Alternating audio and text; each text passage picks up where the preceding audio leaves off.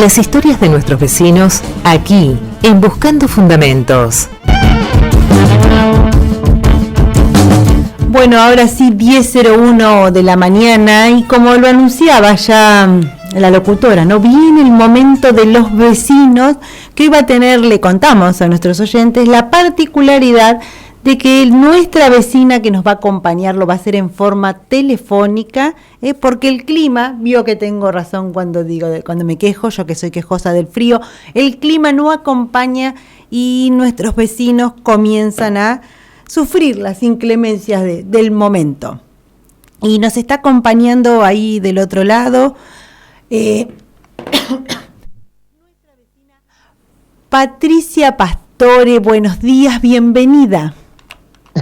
Hola, bienvenida a vos y a tu audiencia.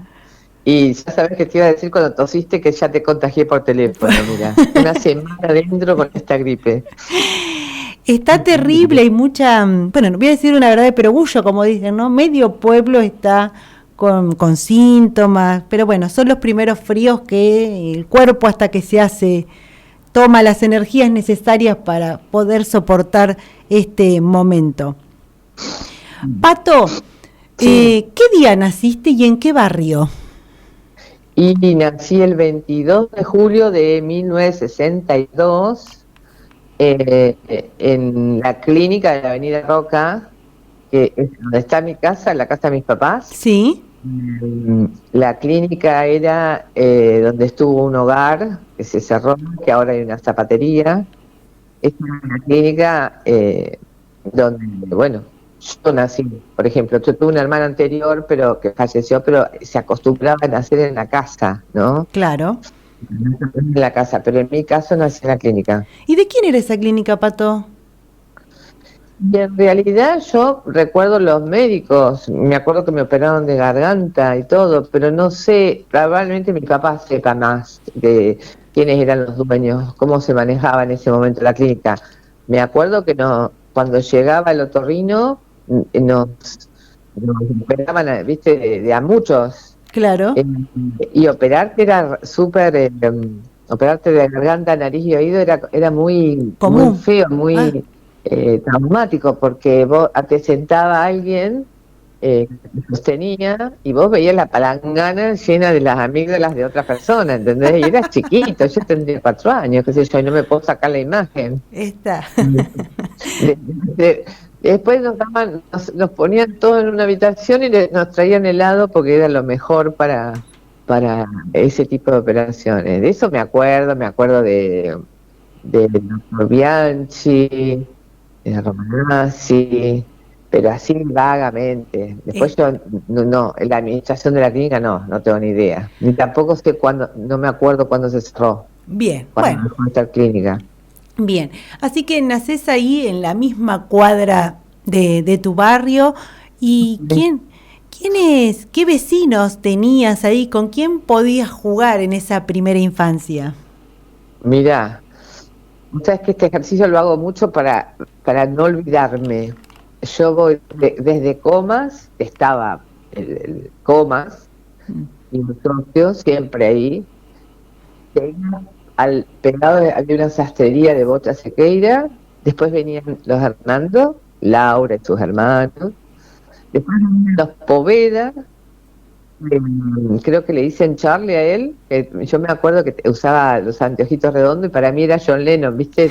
Porque tenía una bandita de música y viste que las casas antiguas tienen como un ático, como la mía, como la de donde está ahora Tristán, que es la casa de Hernando, y donde está Romina, que es gestora, de la casa de Poveda, tienen como un ático. Entonces, bueno, ahí ellos tocaban una bandita, ¿no? Tenían una bandita de música, pero eran más grandes que yo. Después tenía el taller de Cacho Moreno, que es donde está el Mega Shop. Ahí venían los Guerino, que ya esos eran vecinitos para jugar. Al lado de Guerino estaba una peluquera, que fueron de Deró. Después nosotros, al lado nuestro, la casa que sí, una casa antigua muy bonita de Ariceta. Después venían los González Boada, que también eran para jugar. aunque fueran más grandes. Yo era un poco la más chica. Tengo una foto de la abuela Emma viéndome upa bebé y todos ellos viste, los Guerinó y los González Boda al lado de la abuela Emma. La chica, como te decía, besó sin, dabas la vuelta y estaba Herrero y su hermano Daniel, la familia Herrero. Después ellos se van y viene la carnicería Martín con San Román, con Enrique Nieto, y que jugábamos con Enrique del papá y cazaba palomitas.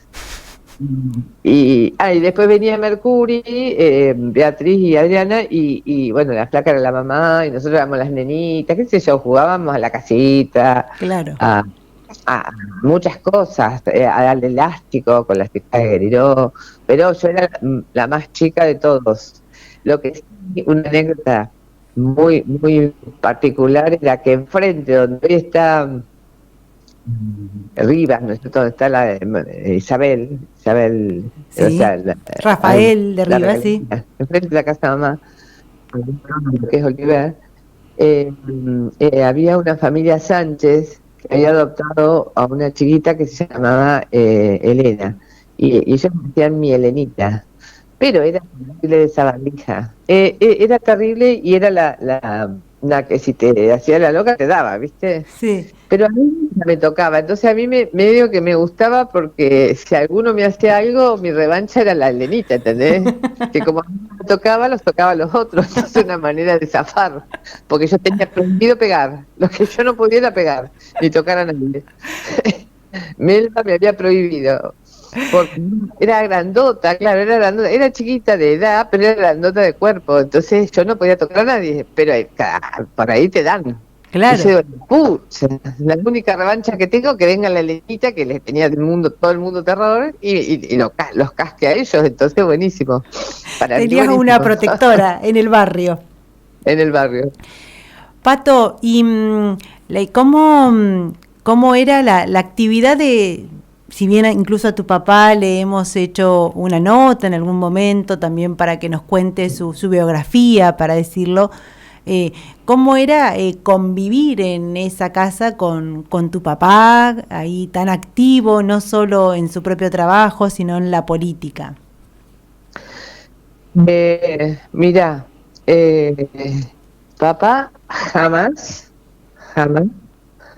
nadie me creía, y tal vez a lo mejor no me crean, hablaba de política adelante. En aquella época era como que los chicos no tenían que estar en las conversaciones de los grandes.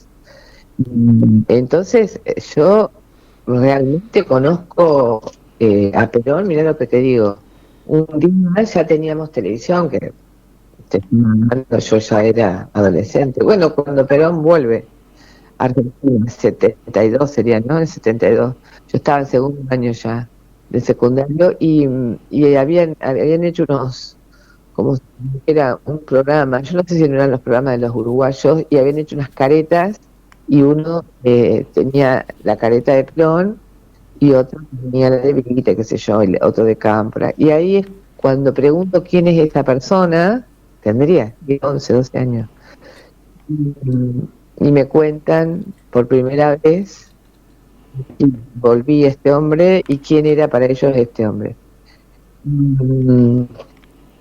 Obviamente es muy personal porque si bien nunca se habló de política en mi casa, y yo no tengo no tengo ni malos ni buenos recuerdos sobre eso, porque mi papá tenía amigos peronistas, pero tenía muchos amigos radicales, y yo también.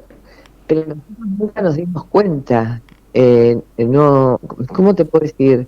No había ese odio, esa rivalidad, esa cosa fea. Yo nunca la sentí, nunca me la hicieron sentir, y cuando viene, gana, que mucha gente me dice, vamos, que tenés que saber, juro que no. Papá jamás habló en mi casa delante mío. Claro. Sí, en reuniones, pero yo no estaba. Siempre muy activo, era un hombre que sí, yo participé cuando fue administrador del hospital, que era Lizardo Vicente, y sí participé porque lo ayudábamos en las comisiones, y él tenía un grupo de trabajo muy fuerte. Obviamente en ese momento eran todos peronistas y la comisión del hospital era independiente, ¿no? Ningún intendente podría administrar dinero. Entonces, había que decorar, los bailes eran enormes, los cursos eran impresionantes, las escuelas trabajaban como locos, y eso sí me acuerdo. Pero no a nivel cívico, digamos. Por ahí vos tenés una formación desde tu mamá y de tu papá que yo no tuve. Yo la hice sola, la caminé sola. Hice porque me dio la opción. Igual, mi papá nunca es anti. Escucha, que tiene amigos de todas partes, nunca se movió de su posición, pero no hubo discusiones o odios contra alguien, ¿entendés? Correcto. Me dio la libertad de que yo pudiera pensar y yo le pudiera preguntar, y cuando la gente me decía cosas feas, iba y le decía: ¿por qué fulanito, qué sé yo, me invitó a cenar, me la pasé bárbaro, soy amiga, y me tiró semejante cosa? Y bueno, y me iba explicando a medida que yo iba preguntando, pero no hubo una formación en mi casa de política. Pato, más allá de esta suerte de remembranza, la escuela, ¿hiciste el jardín? No, porque mi Melba no quería jardín. Imagínate. La gente que iba al jardín no respetaba consignas. Era, ¿cómo era que decía? Los chicos no tenían un orden, no, viste, no respetaban a nadie, no, jardín no. Me metió primero inferior. 3 años tenía yo. Primero inferior en Fortín Tordillo, que los abuelos estaban en Fortín Tordillo porque el abuelo era administrador de asuntos agrarios, y esto era la colonia, ¿te acordás? Sí, sí, sí. De la colonia. Entonces estaba la escuela. Mi primer maestra de primero inferior fue Pilar Heleno, que tenía 3 años, pero me acuerdo de la escuela de Pilar, y que me quedó como amiguita su hija Pilar, que ahora volvió a Deró y está en Deró Pilar, cada tanto nos vemos. Y primero superior, porque había inferior y superior, lo hice con 4 años en la 35, porque mi tía María Isabel, que fue mi primer maestra, trabajaba ahí. Sí, sí, nos han contado historias de ella, y mira, me acuerdo de alguien que mencionó que lo que más recordaba era sus taquitos. Sí, siempre muy coqueta, muy coqueta, exacto. Sí, viste, como mi papá, impecable. Sí. No sale un pelito fuera del lugar. Con mucha personalidad, una mujer con mucha personalidad. Por ejemplo, enfrente de la 35 había un ranchito, y había un hombre que le decían el Loco Barraza, no me olvido más, y se salía con una cuchilla, un hombre alto con una cuchilla, y nadie se animaba a salir. Y mi tía no era tan alta, era más baja que yo, flaquita, y era la única que salía, porque ponía las manos en la cintura tipo jarra, ¿viste? Sí. Con el dedo, que no se ve, el dedo acusador, no sabemos qué le decía, pero nosotros estábamos todos pegados a la ventana, porque lo que quería era entrar al colegio y no se podía, ni menos con una cuchilla. Mi hija nos llamaba a la policía, salía, no sé qué le diría, y con el dedo acusador le decía y le marcaba, y el loco agarraba la cuchilla y se volvió a su casa. Yo nunca supe lo que le dijo ese hombre, pero era la única que salía, de todo el mundo le tenía terror a este hombre. Y era una anécdota que no nos olvidamos, porque estábamos todos la ñata contra el vidrio. Y a la espera de que lo resuelva. ¿Hacés entonces toda la primaria en la escuela 35 y aparte no hago toda la primaria, porque bien. doña Melba tiene particularidades, ¿viste? Okay. Un día discutió con mi tía, chao. Cuarto y mitad de quinto me metió en el COSAFA. La única vez, mira que Melba es bravísima, la única vez que le pedí por favor que me sacara, y para eso vos pensás la edad que yo tenía. Primer grado tenía 4, segundo año 5, segundo grado 5, 6 en tercero, bueno, 7 años. 7 ponele, porque estudié hasta poco de quinto. Y me sacó. Y volví a la 35 para terminar con mis alumnos, con mis compañeros, sí. Y, Nunca resistí quedarme, no sé, estaban las hermanas, no era un ambiente para mí, yo no me sentí nunca cómoda. Y después lo lógico es que uno después termina trabajando y bueno, yendo a los colegios, pero volví a la 35 para terminar con los chicos de séptimo grado. ¿Quiénes eran esos compañeros de la primaria? De la 35, que me acuerde, no me acuerdo todos, pero los que estábamos siempre juntos, era Mabel Verde, Marina Courtois, que me parece que le hiciste una nota, Sí, Marina. sí.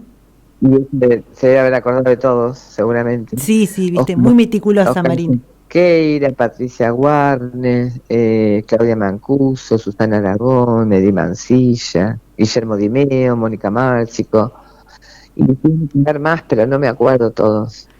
No, es simplemente, no es un examen, sino simplemente mencionar algunos como para traer al recuerdo, y seguramente otros también traerán otros al recuerdo de quiénes eran esos niños y niñas que iban a la escuela 35 de ese entonces. Y la maestra de ese momento, ¿recordás quién era? Mi primer maestra fue, bueno, mi tía Marisabel, después tuvimos a Marta Pedrero, tuvimos a Marta Cambas, María Inés Escurra tocando el piano, nuestra maestra de música, Mirta Cambas, Elsa Guillermino, una de las últimas, y no me acuerdo mucho más. Sí, no me acuerdo nunca. Nosotros, a ver, salimos en 70 y tenía 11, tenía 11 en primer año, que sería el 72, ¿no? No, si nací en el 62. Bueno, ¿en qué año saliste? Y no, vos pensás que entré con 4 años. Pero sí, entraste bastante más chica, se sale habitualmente, en esa época salías de la primaria, eran 7 años, así que tendrías que haber tenido 12 cuando salías, pero entraste como 3 antes, así que tendrías 10, vamos a suponer, según la época en que años tenía, el 73, ¿cuándo volvió a la Argentina? 73, sí. ¿O en el 72? No, 73 vuelve. Sí. Yo estaba en primero o segundo año ahí, por eso me acuerdo. Sí, 73. Claro, sí, yo estaba en segundo año. Pato, ¿y el secundario lo haces dónde? El secundario sí lo hago acá en la Escuela Nacional Anexo Comercial. Íbamos a la mañana, pero nosotros éramos comercial. Y estaba María Elena González de Pidobono de rectora, y Eve de Iseta, que bueno, ¿quién no se va a acordar de Eve? Que nos separaba en puerta y nos controlaba, ponerle el largo en pollera, a los chicos el pelo no podía ser, tenía que estar 2 dedos, ella tomaba, pero tomaba chico por chico, 2 dedos arriba de la camisa del pelo corto. Las uñas estaban pintadas, te hacía volver a tu casa, no entrabas al colegio. Eran todo impecable. El pelo atado, ponele, no podías ir con el pelo suelto. Usábamos guardapolvo, corbata azul, un blazer azul, medias azules, y los varones tenían pantalón gris, saco azul, suéter azul y camisa blanca con corbata. Es otro colegio. Sí, hoy es impensado pensar en eso en el nivel secundario. Claro. ¿Y qué recuerdos y los compañeros que te tocaron de comercial eran? Ahí supongo que se habrán sumado gente de otras escuelas también. Sí, porque ahí yo me vuelvo a encontrar con los varones del COSAFA, porque el COSAFA en secundario era solo de mujeres. Ah, está. Entonces cuando paso al secundario, por ejemplo, me encuentro con Oscar Pastor Merlo, que siempre había ido a la primaria en el COSAFA, Marcelo Pedruelo, y después sí, a la mañana éramos 24 nosotros, venían 4 personas de Pirovano en el distrito. Los días que se quedaban para hacer educación física, algunos se quedaban en mi casa siempre. Y sí, hicimos una linda amistad, o sea, siempre, a ver, concepto, yo cuando daba clase no podía creer que los chicos hicieran grupitos y grupitos y grupitos. Nosotros desde tercer año tuvimos la particularidad de juntarnos en mi casa. Mira, Melba era brava, pero eso me dio permiso. Sí, sí. Yo que me diera la opción de juntarnos, pero mi mamá era tan impecable, tenías que entrar con patines, igual los chicos entraban con patines. Para estudiar todos los días, ¿viste? Todo, matemática, esto que daba Betty Mesa, como es, que se escribía en símbolos. Mecanografía no, como estenografía. Poner historia, lo que fuera, que tuviéramos exámenes, nos juntábamos en mi casa todos los días, Se estudiaba, ponele, desde la 1:30 hasta las 4. No podías ir ni a molestar. Si ibas a molestar, te tenías que ir. Mandona de pequeñita, ¿viste? Sí. Claro, sí, porque yo era mi casa y yo ponía las cosas. No, si viniste a molestar, venite a las 5 que empezamos a tomar mate. Pero de la 1:30 a las 4:30 acá se estudia. Y era lindo porque siempre que nos juntamos nos acordamos, porque los chicos, nadie se llevaba materias, porque como estudiábamos, los hacíamos a los otros que eran más vagos estudiar. Yo me encargaba de tomarles las lecciones y me decían que a veces los arrinconaban. No me acordaba, el otro día me cuenta una de las chicas: ¿vos no te acordás? Me arrinconaba y dice la lección de historia y te la tenía que dar, digo. Era Marita Ciruela de pequeña, ¿viste? Y me hacían caso, qué sé yo, y era la más chica. Y bueno, creo que el mejor recuerdo que tengo es esa solidaridad que teníamos de dibujar. Nos hacían, pedíamos para pintar las plantas en Deró con cal, los cordones, juntábamos a sol, desde el año hasta quinto, para que todos los chicos pudieran viajar. Nosotros no le pedíamos plata a nuestros padres, era otra época. Ningún ponía plata para que viajáramos el viaje de egresado. Así que les pagaban por pintar así las plantas, así era una forma de recaudar. Sí. No sé si mucho, pero no. Sí. O sea, a ver, nosotros agarrábamos lo que viniera, si había que lavar auto, lavábamos auto, pero una de las cosas que me acuerdo era pedir al intendente que nos dieran para ponerle cal, ¿viste? A mitad de la planta. Sí. Los cordones, o sea, no sé si los cordones se llaman así, alrededor de plaza o lo que fuera, y después juntábamos girasol después de la cosecha, todos.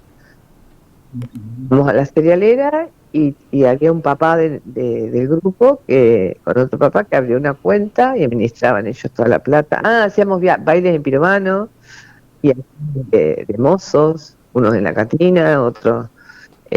La plata la manejaban siempre los papás y era para todos iguales, nada de que si trabajé 3 horas, trabajaste 4, no, para todos iguales. Obviamente que si no trabajaba, venía el tirón de orejas, pero trabajábamos todos, sí. Claro. Sí, todos, un día. Pato, ¿y de los profes de comercial, a quiénes podemos traer? Cristina Becerra, que nos daba matemática. La señora Raúl Álvarez, que nosotros le pusimos la paloma, porque ella vino, tomó examen, decían, nos cagó y se fue. Sacamos mala nota y se fue. Y después volvió ya y quedó para siempre. Entonces de ahí quedó la paloma, mirá, pobre Carmen. Más buena Carmen. Cristina Becerra, te dije. Y bueno, alguien que marcó mucho, María Miguel, porque gramática era gramática española y literatura era muy exigente, pero aprendías un montón. Y yo la facultad la recordé siempre porque gracias a lo que me enseñó, yo he visto que nada que ver con gramática inglesa, pero no sabés lo que yo sabía y lo que aprendí. La Chofi, no te olvides que no había profesores, entonces muchas maestras, por ejemplo la señora Guerinó, que era la geografía, era docente, no era profesora de geografía, pero en esa época no había. Ellas tomaban esos roles. Después tuvimos a Gepeto Gavarro, Chiche Estracia, Chiche Vicente, todo lo que es la parte de contabilidad, Beto Rodríguez. Teresita Leones, Elia Marchetti. Gimnasia nos daba una chica de apellido Cenizo. Física nos daba, después falleció este hombre, un Pastor Merlo, el óptico Pastor Merlo, que después falleció. Había alguien que nos tenía cortito, que la tengo anotada, para Betty Mesa, porque estenografía era difícil. Y yo me acuerdo que yo, que era una estudiosa en ese momento, clases particulares, me acuerdo, porque no era tan fácil agarrar la mano estenografía, era difícil. Pato, ¿y cómo aparece la idea de hacer el traductorado de inglés? ¿Ibas a inglés particular vos de chica? ¿Cómo aparece eso? Sí. Acá hubo una sola profesora de origen irlandés, que se casó con Pocho Celerrier después, que mirá, qué curioso, ¿no? Coti Aspiro fue una de sus primeras alumnas y yo la última, porque, o sea, los que iban conmigo los últimos, porque ella ya había decidido no dar más. Y en realidad no fue mi primera opción. Mi primera opción era algo para servir, algo que tenía que ver con el servicio. Y pensaba, o medicina, o enfermería, algo que tuviera que ver, yo pensaba con el servicio, que, bueno, claro, si yo veía, si me cortaba el dedo y veía sangre, me desmayaba yo, era imposible que estudiara medicina. Sí, era, no tenía que ver conmigo eso. Entonces, bueno, no se sabía lo de asistente social ni nada de eso. Y que nos dieron unos libros gordos de carrera, aparece en el libro Traductorado de Inglés y los lugares donde estudiar. 15 días antes, mirá lo que te digo. Mira. Sí. Siempre para el traductorado, nunca para el profesorado, ¿no? Y vos me preguntabas, yo tenía 16 años, cuando, cumplí los 16 en quinto, por eso te digo, era chica también, no sé si estaba tan preparada para decidir algo. Pero voy a Lenguas Vivas y al curso de ingreso, y está tan terrible de la dictadura, ¿no? Estamos hablando, nosotros egresamos en el 78 y yo empiezo a cursar en Buenos Aires en el 79, y caso de que vos veías que hay gente que no volvía, que no la volvías a ver, eso, a que un día a mi papá le dicen, sacala de donde está. En la época que se tomaban los salones, ¿te acordás que hubo montoneros que tomaban universidades, qué sé yo, y sugieren que me manden una privada, y de ahí bueno, mis viejos eligen la UCA, y mirá qué loco, ¿no? Paso de gente desaparecida a que mis compañeras eran las hijas de los militares. Militares procesados después, ¿no? Pero qué inconsciencia igual de no saber dónde estás, porque ya es las veces que yo estuve comiendo, durmiendo, o haciendo deberes, o lo que fuera, en casa de esos militares. Estábamos en la cena de una de las chicas y llaman por teléfono y le habían puesto la bomba a la hija de la Bruschini abajo de la cama, se la había puesto la mejor amiga. Y había muerto la chica, por supuesto, la de la Bruschini. Y me acuerdo que las chicas lloraban, que sus papás eran amigos y que pum, pan. Pero no era consciente real de lo que pasaba viviendo, en el país, claro. Tampoco.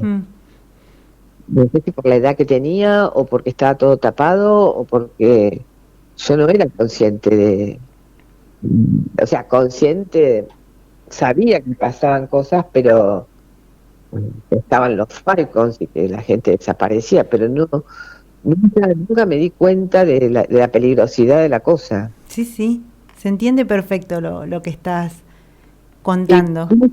Incluso te voy a contar una anécdota que es la que cuando me hizo el clic bien, una de las chicas de apellido Sosa, me pide venir a Deró. Y viajábamos en el tren, la línea de Roca, lo tomábamos a las 5 de la tarde y llegabas acá a 1:30 de la noche, más o menos. Imagínate, si hacía frío, te moría de frío, y si hacía calor, panaderos, lo que fuera, había. Volábamos fuera.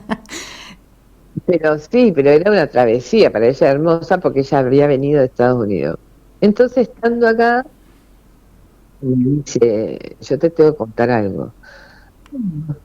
Le digo, bueno, sí, le hago conocer lo que, pone alguna estancia, bueno, vamos a distintos lados de Oro. Me dice, yo soy hija del capitán Sosa, que es el que dejó a los toreros libres de noche y los mató por la espalda. ¿Te acordás que me dio la orden en Trelew? Sí. 22 Cuando de agosto fue esto, la muerte de Trelew. Sí.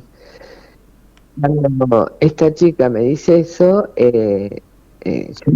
yo ahí iba también a comer, me trataban bárbaro, a estudiar, todo, pero viste, entonces me dice, yo me vuelvo a Estados Unidos, a mí me avergüenza lo de mi padre y me voy a sacar el apellido. Ella no se recibió, ella después que me cuenta esto, eh, y me dice que se vuelve, no se recibe conmigo, no termina el traductorado conmigo. Y bueno, yo tenía eso, por ejemplo, esa chica que tomó conciencia y le pasó eso con su papá, y después tenía otras que no, que lo seguían defendiendo a muerte, y también estuvieron en la ESMA como oficiales y suboficiales y todo eso, ¿no? Bueno, es parte de... Rara, pero sí, creo que tiene que ver con la edad mía o con la falta, no sé. O ni siquiera nadie se daba cuenta, no sé. Tiene que ver, sí, no sé, no hay ni cosas buenas ni malas en eso que nos estás relatando en sí mismo, sino tenía que ver con eso que vos decís. A veces por ahí estabas ensimismada en tu estudio, en esas cosas, y no estabas enterada. Había también una idea de ocultar, ¿no? Desde el Estado qué era lo que estaba pasando. No es que esto salía en los medios masivos de comunicación, cierta información, como para decir, bueno, estamos informados con esto o con aquello. Pato, ¿y te recibís en qué año y venís inmediatamente a Deró? Antes que esto te quiero contar algo. Dale. En el medio de esto, de todo esto, viene también Malvinas. Claro. 82. Bueno, realmente yo siempre fui, aparte de no darme cuenta de las cosas, o sea, si me daban un paquete lo hubiera llevado y nunca me hubiera dado cuenta que hubiera llevado, estoy segura, porque hubiera sido una desaparecida y ni me hubiera dado cuenta por qué. Porque hoy como persona adulta me doy cuenta que en ese momento yo no tenía ni idea ni de con quién estaba hasta que las chicas no hablan. En el 32, con la guerra de Malvinas, pasan dos cosas curiosas. Una, que obviamente mis compañeras, hijas de militares, me dicen, mira, en el predio de la rural vamos a trabajar para armar las viandas y las cajas para los soldados. Bueno, obviamente que yo fui, porque Claro, era sí. a la patria. Entonces, fuimos, nos ponían el himno nacional, y iban pasando las cajas como si fuera por una cinta, y vos ibas poniendo lo que tenías que enfrente tuyo, que era para que la caja fuera completa, qué sé yo, chocolate, unos calentadorcitos, un montón de cosas, leche en polvo, un montón de cosas que llevaba la cajita. Y se trabajaba cantando el himno. Vos sentías un placer por estar ayudando, por decir, los chicos van a estar bien, todo esto les va a llegar, qué sé yo. Después también la locura de pensar que eso nunca llegó, y que algunos sacaban la etiqueta y estaba que habíamos hecho, pues está todo etiquetado, ¿no? Para mandar a Malvinas, y que se vendía en los supermercados. Es loco lo que te estoy contando, pero te da tanta impotencia, porque yo fui a trabajar, yo sé lo que hacíamos, y que eso apareciera después, unos años después, en un negocio para ser vendido, eso entonces nunca llegó, es obvio que nunca llegó a donde tenía que llegar. Pasó eso, que, como te digo, y pasó que una de mis compañeras, hija de militar, se casó con un inglés, y el inglés, al estar en guerra, se queda sin embajada. Se tienen que casar vía Suiza y el secreto, y irse, y no poder ver a sus padres por años, o si no en países, ni Inglaterra ni Argentina. Y, bueno, uno de golpe vive eso, pero no es, sin pensar. A mí siempre me gustó mucho La Plata. De hecho, mi mamá no me mandó a La Plata, me obligó a Buenos Aires, como siempre, la Melba. Sí, viste, porque yo digo, ¿por qué no me mandé a La Plata si mis compañeros están en La Plata? No, tengo que ir a Buenos Aires. Bueno, mi pase por Buenos Aires, con cosas buenas o malas, y muchísimas anécdotas para reírnos, pero con cantidad, ¿no? Y en el 85 todavía yo estaba, ya estaba casi lista, pero bueno, nosotros, con la gente de La Plata, con estudiantes de La Plata, olvídate que había ahí partidismo, que había nada. Nosotros trabajábamos por solidaridad. Se nos ocurre crear la Casa del Estudiante, y venimos acá, hablamos con el intendente, que no me preguntes, pero si cumplimos 40 años para atrás, por ahí vos te acordás quién pudo haber sido el intendente. 40, si fuera 85, sí. Tiene que estar Carrique. Carrique, sí, bueno. Cuando te dicen todo que sí, bueno, todo que sí. Se arma la Casa del Estudiante, digo, buenísimo, porque yo me voy a ir, voy a dar inglés, le voy a dar inglés gratis a los chicos que tienen inglés en la facultad. El primer alumno que estuvo ahí fue Darío Farías. Darío García, y Oscarcito, me acuerdo que Oscar Sequeira recibía, éramos todos estudiantes, pero vos no sabés la autoridad, íbamos a la casa, nos fijábamos si estaba limpio, si no estaba limpio, si los chicos estudiaban, con todo, controlábamos todos nosotros, éramos súper eficientes. Eso fue hace 40 años, mira, tendría 22, no, 20, sí, 21 años más o menos. Cuando hacemos lo de la Casa del Estudiante, y después participamos activamente en el aniversario de Deró, y trajimos una historiadora a Deró, auspiciado por la Casa del Estudiante. Éramos re importantes nosotros, pero sin partidismo, todo el mundo a trabajar, no importa que de qué familia eras, ni si querías trabajar adentro, ¿entendés?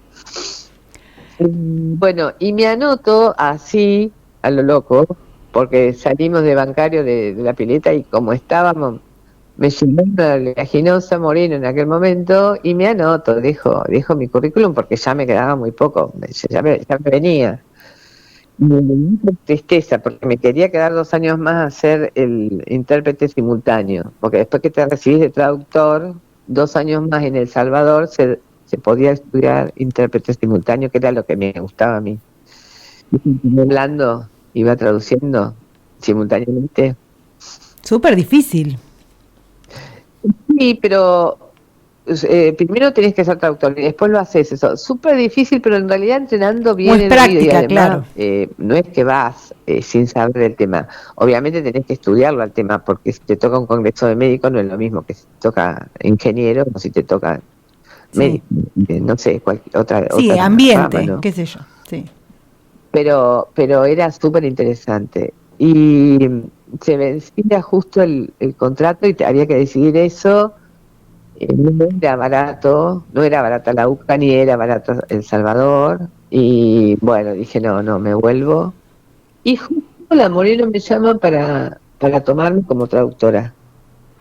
Entonces, en el 86 me vine como traductora, porque yo no quería ser profesora, sino traductora, y bueno, y ahí empecé. Pero claro, empiezo y me ofrecen todas las horas del colegio. María Elena Miguel me lo ofrece a María a la tarde, que tenía la que había sido mi profesora, que ya se retiraba, ya se jubilaba. Y la verdad que yo no quería eso, no quería ser traductora. Entonces tomé la mañana del colegio y a la tarde como traductora en La Moreno. Después, en realidad, ellos querían una secretaria, me hiciera a la vez de traductora y no, ahí no, les dije que no, o sea, hicimos todas las traducciones de lo que era seguridad de la planta y todo eso, con amigas mías y revisión de mis profesores. En aquella época yo viajaba cada 15 días y tomé cursos de intérpretes simultáneos con Norberto Ruiz Díaz, un gran profesor, muy, muy particular, pero un gran profesor, y me decía, ahí viene la mujer del futuro, no me olvido más. Porque en 15 días yo viajaba a tener clases con él. Y bueno, y empecé a llenarme de alumnos y dije, no, esto es una chantada si yo soy traductora, no soy profesora. Y es que tengo algo contra eso. Yo, si la persona no cumple con la profesión, para mí es una chantada. ¿Qué querés que te diga? Hay una falta de respeto a la gente que estudió. Y es totalmente, júzguenme hasta la muerte y capaz que estoy recontra equivocada, pero me parece que hay que, no sé, respetar el estudio, el esfuerzo del otro. Entonces dije, no puedo estar dando clases y no ser profesora. Y en ese momento me dieron la opción de tomarme todas las de inglés y tuve que hacer pedagógicas para recibirme de profesora. ¿Y eso dónde lo hiciste? Eso me lo hizo, esta posibilidad me la dio Pehuajó. Yo viajaba solamente para las pedagógicas, la metodología, filosofía, bueno, filosofía ya la tenía yo, pero no me acuerdo. Yo viajaba para metodología, a veces me quedaba con las chicas porque claro, viajaba a Coti, viajaba a Zulma, que ellas lo hicieron así viajando, entonces se ponía viajaba Marta Pastor Merlo también, eh, se ponía un auto y había dos chicas de Anderson también. Me quedaba porque a la noche me volvía con ellas, y viste que el horario de Pehuajó es de noche. Claro. Pero,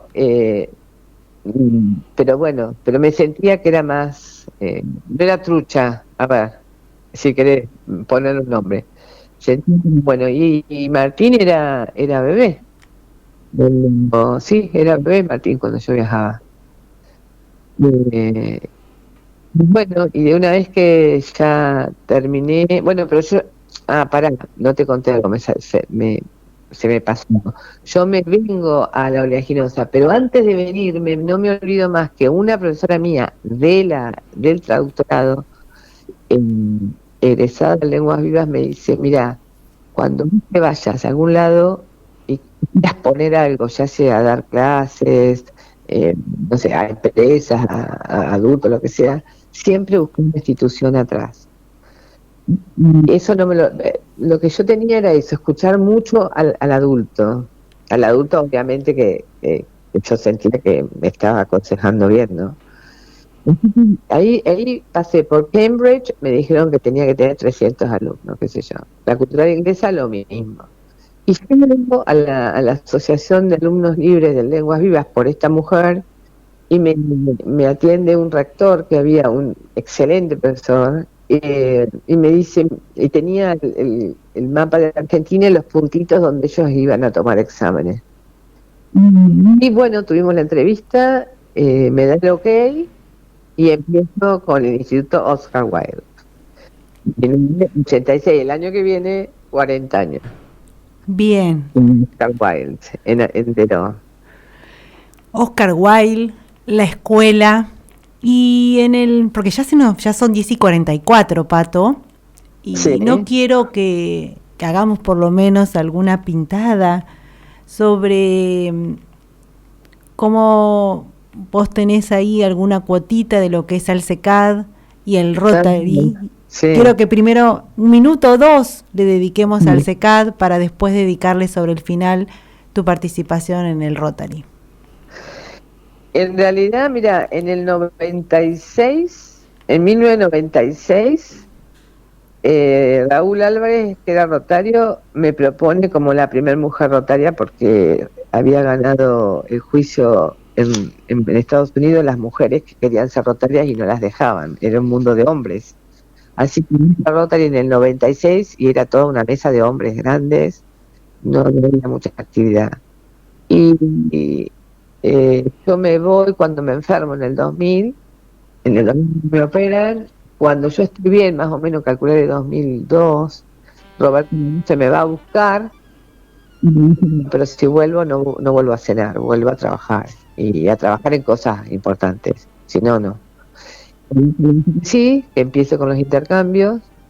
Ya nosotros como Oscar Wilde dábamos las famosas becas, que no sé si te acordás, a Inglaterra, época de Menem, 1 a 1, se podían viajar un mes a Inglaterra a perfeccionar inglés.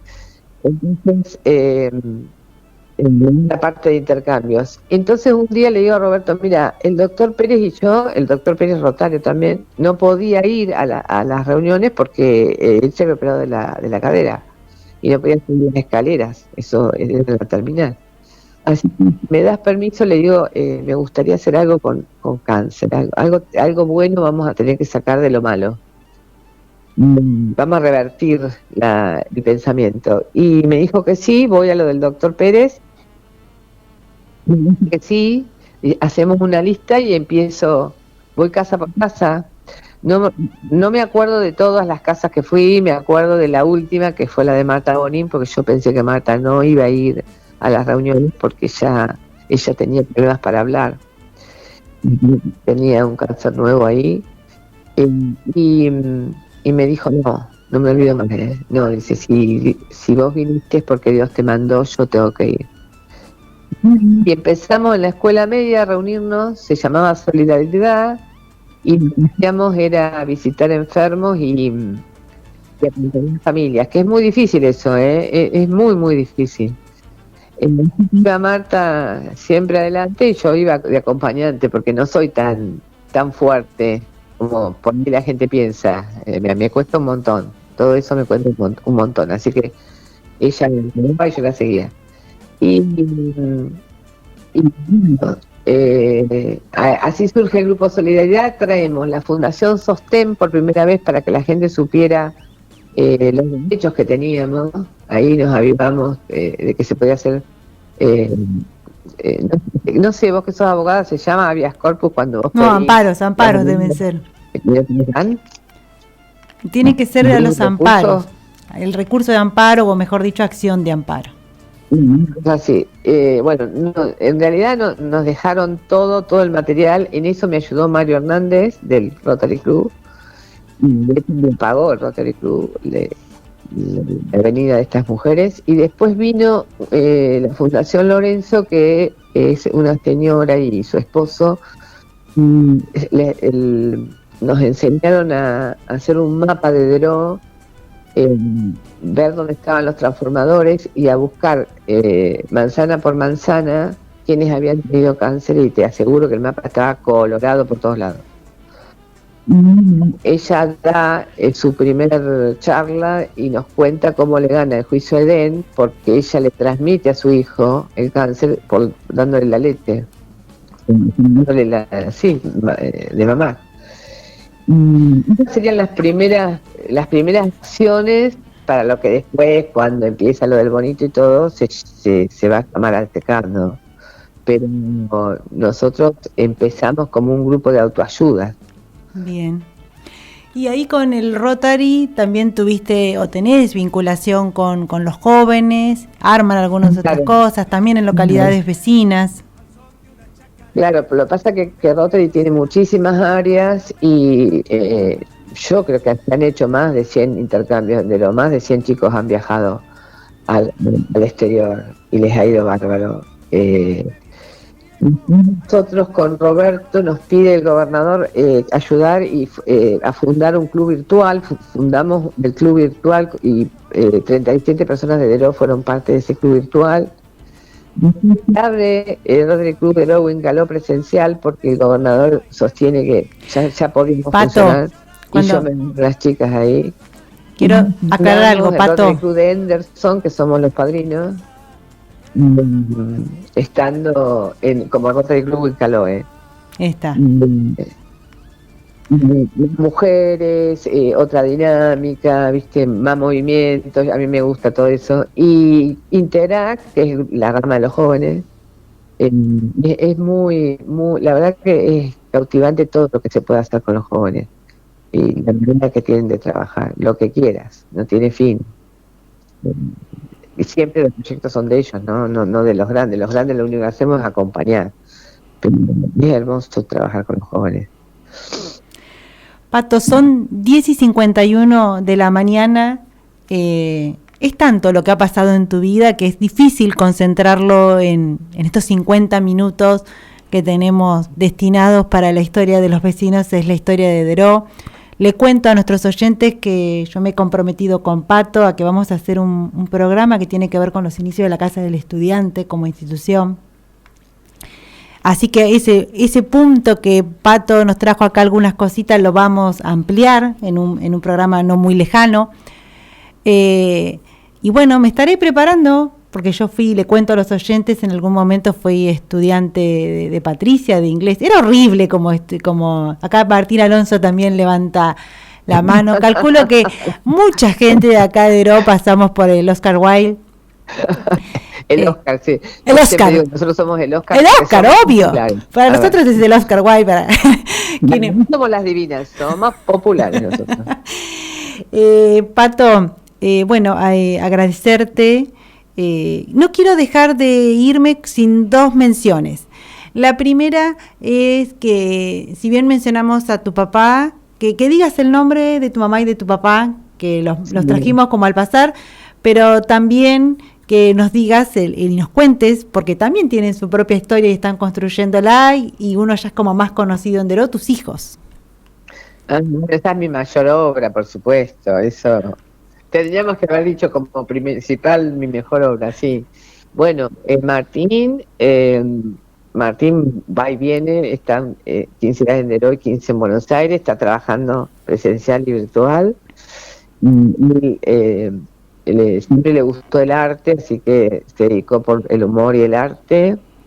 En un momento, porque él había elegido otra cosa más formal, porque decía que se iban a matar de hambre con lo que iba a estudiar. Entonces, dice, pero vos me enseñaste que hay que tener mucha pasión. Vos en tus clases ponés pasión. Y quiero eso, dice, yo quiero sentirme así. Bueno, tenés que hacer lo que te gusta, porque, viste, si vos no haces lo que te gusta, es muy difícil, tal cual. ¿No? O sea, yo tengo el lema ese que lo leí en algún lado, que cuando a vos realmente te gusta tu trabajo, no es un trabajo. Exacto. No lo es tu pasión, es tu hobby, en realidad. Y eso, olvídate. Y Manuela, que se quedó en Buenos Aires como arquitecta, que está trabajando, que está contenta, está en la parte de interiorismo, pero bueno, también trabajan con otras arquitectas de otra manera, pero le gusta mucho la parte de interiores. Está en la UADE, está en la UBA. Bueno, Manuela es también bastante activa en su manera de ser. Respecto a mi papá y mi mamá, bueno, mi papá, Carmelo Pastore, que lo conocen por Carlitos, pero lo conocen, súper activista en sus movimientos con el peronismo, y yo súper orgullosa de saber por qué, porque hay veces la gente pregunta, ay, ¿por qué tu papá es peronista? Mira, la verdad que tiene sus razones y son recontra respetables. Porque viste que si no es una mala palabra, una cosa será ser kirchnerista, mis viejos son de Perón y Evita, ¿qué va a ser? Como mi mamá cuando te cuenta, y bueno, es lo mismo.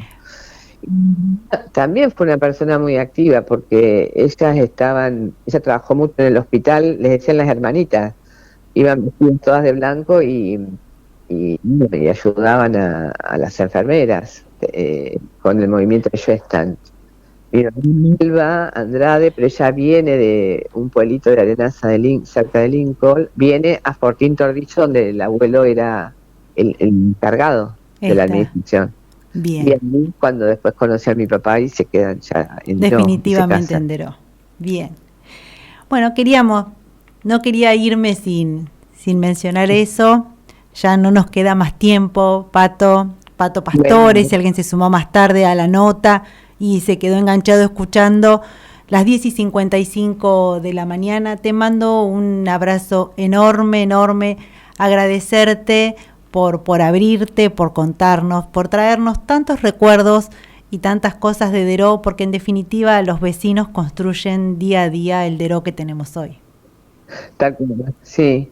Yo lo que sí quiero decirte, que porque es algo que me lo tenía muy claro, en algunos momentos yo sentí que habían estafado a mis padres, o sea, no, con respecto a lo que es el idioma, lo que yo había aprendido. Me enseñaba muy distinto a lo que yo me encontré en Buenos Aires. Y siempre dije, si yo vuelvo a mi pueblo, yo tengo que devolverle a mi pueblo, pero no puedo estafarlo. Yo creo que he sido muy rígida y muy, por ejemplo, no sé, insistente o intensa, como ustedes quieran, para que ustedes supieran, vos, Martín, todos los que me estén escuchando, supieran inglés, pero lo sentía como mi deber. A mí no me pasó, yo tuve que hacer muchísimo esfuerzo y muchísimos cursos para ponerme a nivel de mis compañeras.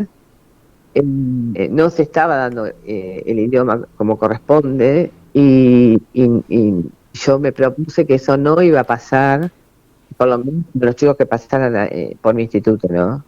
Doy fe de tu intensidad. Te persigo, ¿por qué faltaste y por qué no faltaste? Sí. No pueden andar faltando, a ver, ¿cómo es la cosa? No, esto es serio.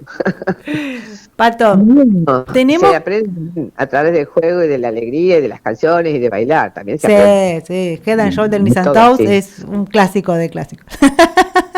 Claro, pero viste pero que sea serio. A ver, hagamos todo, juguemos todo, pero bueno, que sea serio, que lo que te enseñe sea de verdad, ¿no?